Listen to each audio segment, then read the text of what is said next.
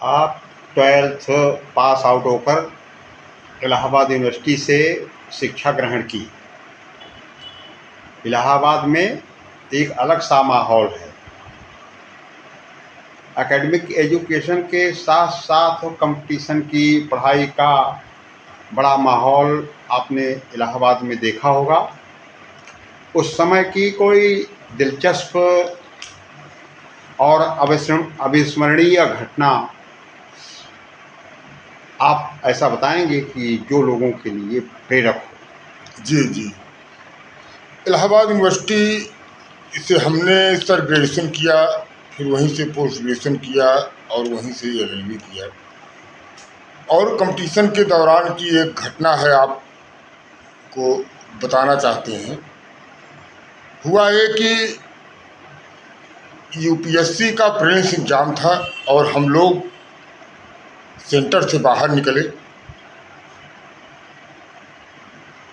तो उस समय प्रीलिम्स एग्ज़ाम में एक सब्जेक्ट भी होता था। आज तो केवल GS होता है, उसमें एक सब्जेक्ट होता था, एक ऑप्शन आप चूज कर सकते थे। कोई भी, चाहे साइंस संवर्ग का ऑप्शन चूज करे, चाहे यांत्रिकी संवर्ग का और चाहे आर्ट संवर्ग का। कोई भी आपको एक ऑप्शन चुनना था और एक कंपल्सरी पेपर हुआ करता था। कुल टोटल 450 मार्क्स का प्रीलिम्स एग्ज़ाम होता था। उस समय भी 4 लाख लोग लगभग अपीयर होते थे। एक घटना है, वही आपको मैं बताना चाहता हूँ। घटना यह है कि हम लोग प्रीलिम्स एग्ज़ाम दे के निकले। पेपर का स्तर हमेशा बहुत ही हाई रहता था UPSC का, तो लगता नहीं था कि हाँ कोई क्वेश्चन सही होगा, क्योंकि उस समय इस तरह कोई इंटरनेट या कोई इस तरह से नहीं था कि आपको या आयोग पब्लिशर्स कमीशन कोई आंसर की जारी करे या कोई आंसर की शाम तक पब्लिश्ड हो जाए, ऐसा कोई नहीं था। लोग बुक्स से अपने जो है आंसर का मिलान कराते थे और तब बुकलेट भी नहीं मिलता था।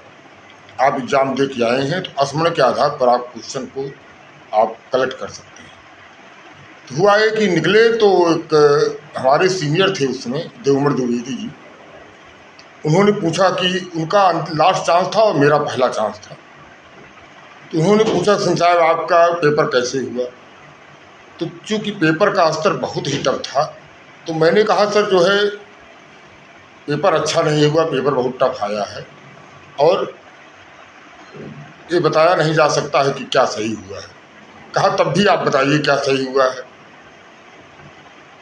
हमने कहा सर आप पूछ ही रहे हैं तो बताना पड़ेगा। वैसे डिजिट में बताना बड़ा मुश्किल काम था, लेकिन 120 क्वेश्चन में हिस्ट्री में 35 क्वेश्चन सही होगा।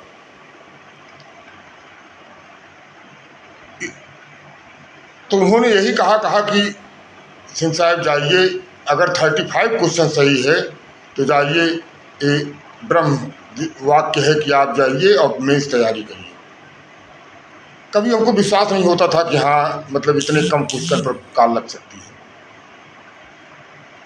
हम लोग अपने अपने चले जाए हॉस्टल में, कुछ लोग जो है डेलीगेसी में चले गए। 2 महीने बाद पता लगा कि आज रिजल्ट आने वाला है।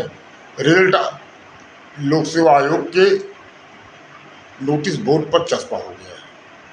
जो यूपी पब्लिक सर्विस कमीशन है उसकी नोटिस बोर्ड पर UPSC के भी रिजल्ट चस्पा होते थे।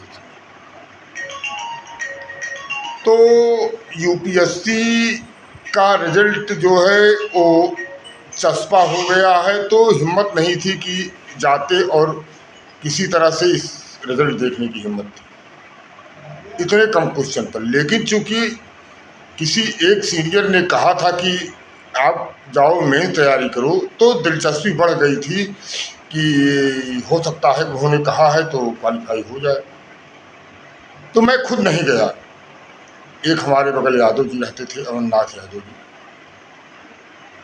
जो बाद में प्राइमरी में अध्यापक हो गए थे लेकिन अब इस दुनिया में नहीं है, उनका स्वर्गवास हो गया है। उनको मैंने अपना अनुक्रमांक नोट करा के दिया। हमने कहा यादव जी जाइए, आप जाके देख के आओ।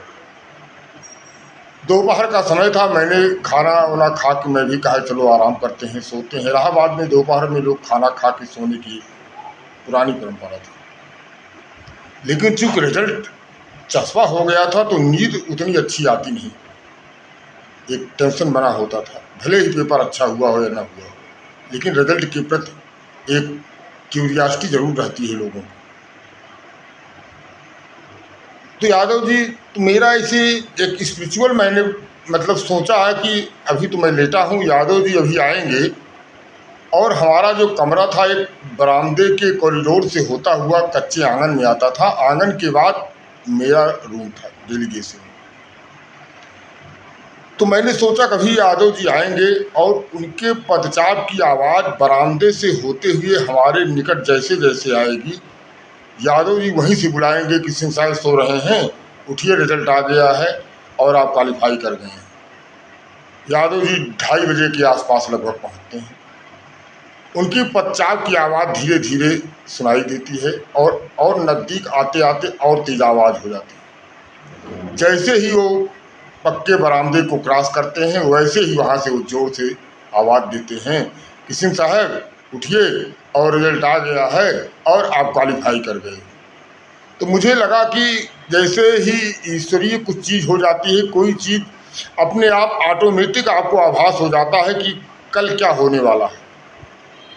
एक स्पिरिचुअलिटी आपके जीवन में ऐसे कई क्षण आते हैं जब आपको बहुत ज़्यादा आभास होने लगता है।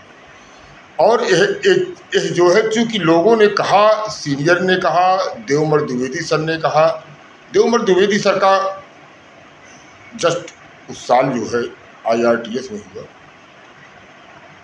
और बाद में सुल्तानपुर में भारतीय जनता पार्टी के विधायक भी रहे।